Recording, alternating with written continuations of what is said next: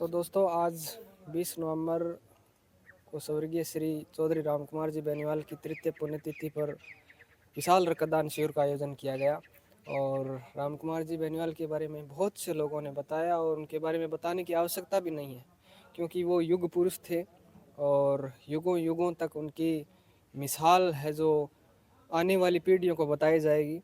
आज हमारे साथ उनकी पुत्र वधू हैं दर्शना जी, और वो बताएंगे उनके बारे में। और आज जो महानुभाव पहुंचे उनको आप क्या कहना चाहेंगे, और जिन्होंने रक्तदान किया उनको आप क्या कहना चाहेंगे? पिताजी की तीसरी पुण्यतिथि पर गांव से पधारे हुए सभी बुजुर्गजनों का बहुत बहुत धन्यवाद। इस कार्यक्रम के मुख्य अतिथि आनंदगिरी जी महाराज, महावीर जी पूनिया, राकेश जी जांगीड़, हनुमान जी सामोता, इनका मैं बहुत बहुत धन्यवाद करना चाहूँगी जो इन्होंने इस कार्यक्रम के ये दर्शक बने और उनकी मौजूदगी में ये रक्तदान शिविर आयोजित किया गया। पिताजी किसी परिचय के मोहताज नहीं थे।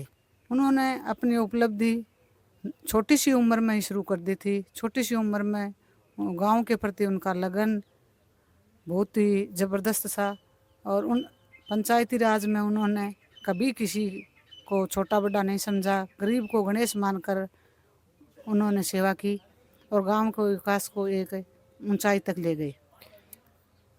देखिए, एक बात और है, एक व्यक्ति के अंदर एक विशेषता हो सकती है, लेकिन राम कुमार जी की बात करें तो उनके अंदर राजनेता, समाज सेवी, भामाशा, पर्यावरण मित्र, आखिर आप उनको क्या खिलाते थे कि उनके अंदर इतनी बड़ी योग्यताएं थी? खाने में तो उन्होंने कुछ नहीं खाया क्योंकि वो हमेशा बीमार ही रहते थे। दूध और दलिया खाते थे। मैंने तो 30 साल लगभग नज़दीक से देखा है। तो सुबह की इनकी दिनचर्या घूमने से शुरू होती थी। सुबह 4 बजे उठकर घुमाई करके आना, उसके बाद में दूध दलिया खाना और दोपहर को 1 बजे खाना खाना और शाम के समय खिचड़ी। ये इनका खाने का रूटीन था। कभी कभार एक सेव लेते थे या दूध के साथ। लेकिन उनके मन में एक ये जज्बा था कि मैं मेरे गांव के प्रति कुछ करूं। सभी लोग अपने परिवार और छोटे समाज के लिए करते हैं, लेकिन ये इन्होंने अपना सारी दुनिया को विस्तृत समाज समझा। पूरे गांव को, गांव ही नहीं तहसील स्तर को, और बाहर निकले तो चूरू जिले के लिए भी। और तहसील स्तर पर इन्होंने अपनी पूंजी से इकट्ठी की हुई 2.5 बीघा ज़मीन जो एक दानदाता के रूप में उभर कर समाज के लिए दान कर दी कि जिस संस्था बनी है वहाँ पर बहुत अच्छे कार्यक्रम होते हैं। संस्था ऐसी बहुत हैं, लेकिन ये 2.5 बीघा ज़मीन में जो संस्था है उसमें कितना ही बड़ा प्रोग्राम हो जाओ, बिल्कुल वो बहुत अच्छा प्रोग्राम होता है वहाँ पे। और वहाँ भी एक आदमकद प्रतिमा लगी हुई है। सभी समाज के प्रबुद्धजन वहाँ पर प्रोग्राम करते हैं। और हमने तो उनके पद चिन्हों पर चलकर चलने के लिए सोचा है। थोड़ा सा हमारे दिमाग में आया है कि उन्होंने अपना 100% दिया समाज के लिए। तो मैं ऐसा सोचती हूँ कि यदि हमारा परिवार उनकी सोच के आगे 10% ही यदि कार्य करता है तो हम बहुत धन्य हो जाएंगे।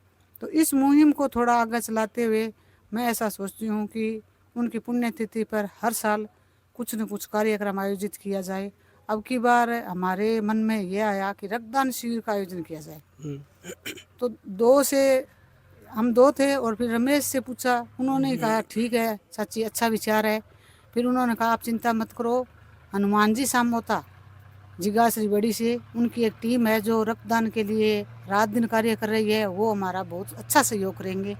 तो हनुमान जी का परिचय करने के बाद में और उनके विचार सुनने के बाद में ये लगा कि रक्तदान अवश्य करना चाहिए। गांव में अभी भी भ्रांतियां बनी हुई हैं कि रक्त की कमी हो जाएगी। बिल्कुल। लेकिन हनुमान जी ने हमें बताया कि यदि रक्त कम है तो लेंगे ही नहीं। ब्लड डोनेट उन्हीं का होगा जिनकी HB अच्छी है। तो थोड़ा थोड़ा रुझान बढ़ने लगा। अब हमारे गांव में ऐसे ऐसे युवा यहाँ इस शिविर में आए जिनको ये कह रहे थे कि हमारा खून तो गुआर पी गया। और उन्होंने यहाँ पे चेक कराया तो उनके 17 18 HB। वो इसमें बढ़ चढ़ कर भाग लेने लगे कि ये तो बहुत अच्छा कार्य है। और मैंने तो अपना नाम पहले ही ऐड करा रखा था, जो मेरे देखने के बाद कई बहनों ने और ऐड कराया। बिल्कुल, बड़ी बात है इसकी। महिलाओं हनुमान जी बता रहे थे कि हमारे यहाँ 300 यूनिट हमने खून रक्तदान किया है। लेकिन वहाँ पर महिलाओं की संख्या बहुत कम रहती है। तो इस कार्यक्रम में महिलाओं ने भी खूब बढ़ चढ़ तो कर भाग लिया। कई बहनों ने तो भाग लिया, तो कोई किसी बहन की यदि कम है तो उनका नहीं लिया गया, वरना कई बहनों का नाम भी नहीं था, उन्होंने रुचि से आकर के यहाँ पे ब्लड डोनेट किया। और उनको ये पता चला है कि ब्लड बहुत ज़्यादा हाई होने पर दान करने से ही हमारा शरीर स्वस्थ रहता है। एक तो अमरपुरा धाम से आई थी, अमरपुरा धाम से सुमन, अच्छा। उन्होंने ये बताया कि जयपुर में मेरा इलाज चल रहा है, डॉक्टर साहब ये बता रहे हैं कि 12 महीना में 2 बार रक्तदान करो। तो मैं तो अपना रक्त खुशी खुशी अमरपुरा से आई हूँ देने के लिए, और लुडनिया से पूजा बिल्कुल अपना ब्लड देने के लिए। उसकी तो पहले से ही लिस्ट में सबसे ऊपर नाम था पूजा का। तो मैं आज पूजा से मिली, मेरे को बहुत अच्छा लगा। पूजा एकदम हंसी खुशी मिजाज की महिला थी।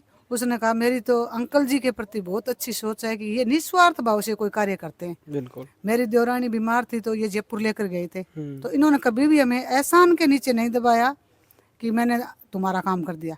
और मैं तो हमेशा भी हमारे घर में भी यही कहती हूँ, जैसे गांव से कोई फोन करे कि दरिया सिंह जयपुर चलना है, तो मैं यही कहती हूँ कि बेचारों को पता नहीं है डॉक्टर का, हॉस्पिटल का, तो आप जाओ, इनका सहयोग करो। बिल्कुल। तो गरीब को गणेश मारन कर तो पिताश्री ने सेवा की थी, और वो ही थोड़ी ज़्यादा उनकी जैसी नहीं होगी, लेकिन थोड़ी बहुत हमारे अंदर ये पैदा हुई है भावना कि पैसे वाले तो अपने आप काम कर लेते हैं, कोई गरीब गुरुबा तबके का आदमी है उसकी थोड़ी सहायता की जाए।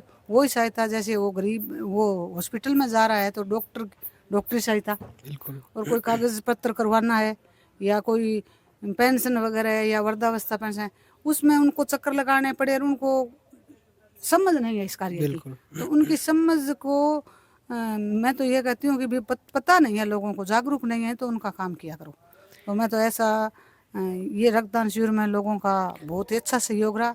अब तक लगभग समापन की ओर है अपना कार्यक्रम। कितना यूनिट लगभग खून हमारे को मिला है, कितने लोगों ने दान किया है, कुछ सूची है? सूची लगभग 110 यूनिट तक हो गया है, और भी अभी आ रहे हैं लोग बागे, तो शायद और भी बढ़ जाएगा।